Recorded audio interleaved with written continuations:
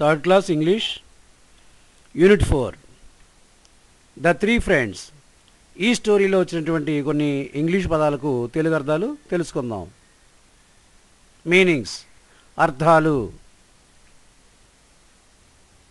Learnt, LEARNT, learnt, నేర్చుకొనెను, నేర్చుకొనినా, past tense of the verb ఇది.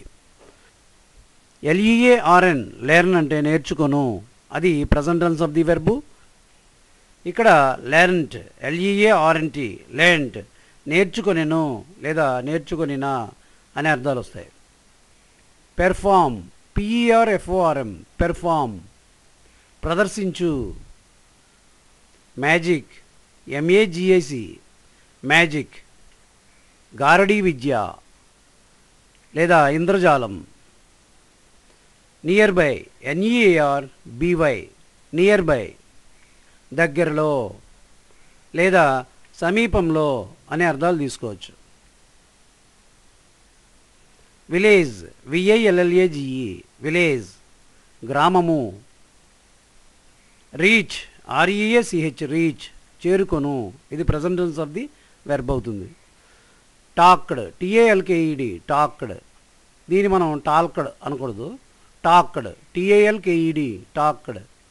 మాట్లాడుకొనిరి, టాక్, TALK, టాక్, మాట్లాడుకొను, present tense of the verb అవుతుంది. ఇక్కడ టాక్డ్, TALKED, టాక్డ్, మాట్లాడుకొనిరి. అబౌట్, ABOUT, అబౌట్, అబౌట్ అంటే గురించి. ట్రిక్స్, TRICKS, ట్రిక్స్, తమాషా ఉపాయాలు. ట్రిక్ అంటే సింగులర్ నెంబర్, తమాషా ఉపాయము అని అర్థం. ట్రిక్, TRICK, ట్రిక్ అంటే తమాషా ఉపాయము. ట్రిక్స్, TRICKS, ట్రిక్స్, ఇది ప్లూరల్ నెంబర్, తమాషా ఉపాయాలు. న్యూ, KNEW, న్యూ, తెలుసుకొనిరి. నో, KNOW, నో, తెలుసుకొను, అది present tense of the verb అయితే ఇది న్యూ, KNEW, న్యూ అనేది past tense of the verb అవుతుందన్నమాట. తెలుసుకొను, తెలుసుకొనిరి. నూన్, NOON, నూన్, మధ్యాహ్నం. శాట్, SAT, శాట్, కూర్చొనెను, కూర్చొనిరి, సందర్భాన్ని బట్టి ఉపయోగించుకోవచ్చు మనం. ఐ శాట్, నేను కూర్చున్నాను. హీ శాట్, అతను కూర్చున్నాడు. ఆ చివర అక్షరం మారుతుందన్నమాట, గమనించాలి. ఆమె కూర్చున్నది, వారు కూర్చున్నారు, ఆ విధంగా తీసుకోవాలి పాస్ట్ టెన్స్లో. సిట్ అంటే కూర్చొను, SIT, సిట్, కూర్చొను, కూర్చొనుట, present tense of the verb. ఇది past tense of the verb sat అనేది. కూర్చొనెను.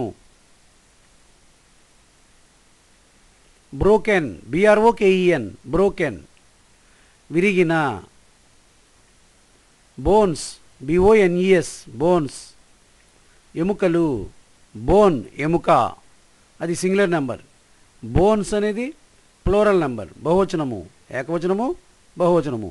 ఎముక ఏకవచనము, ఎముకలు బహువచనము. ఇంగ్లీష్లో bone singular number, bones plural number. Together, TOGETHER, together, కలిసి. టుగెదర్, కలిసి అంటే కలవడం కాదు, మీట్ అంటే కలవడం. మళ్ళా టుగెదర్ అంటే మనిద్దరం కలిసి లేదా మీరిద్దరూ కలిసి ఆ పని చేయండి అని చెప్పేటప్పుడు ఈ టుగెదర్ అనేటువంటి పదాన్ని ఉపయోగించాలి. కంప్లీట్, COMPLETE, కంప్లీట్, పూర్తిగా.